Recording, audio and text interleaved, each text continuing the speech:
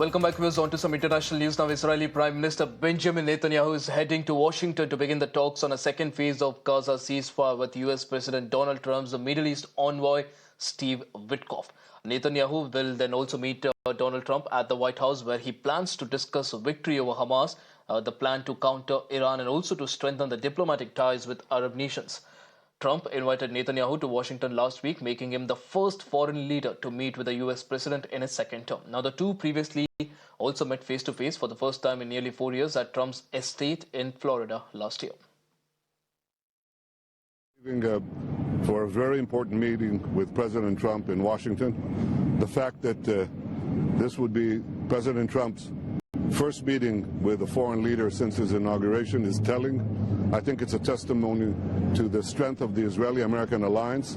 It's also a testimony to the strength of our personal friendship. This meeting will deal with important issues, critical issues facing Israel and our region.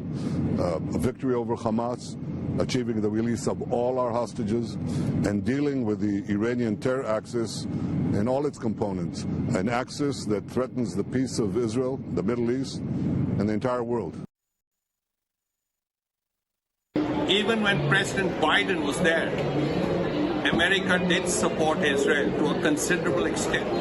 But now that support level has increased with Donald Trump, who is more comfortable with the Israelis than even President Biden. Now the question is, what happens? Because what Netanyahu will be looking for is further action against either Israel or some of its colleagues, whether it's the Houthis, whether it's the Hamas, whether it's the Hezbollah. What exactly will happen, we'll have to see.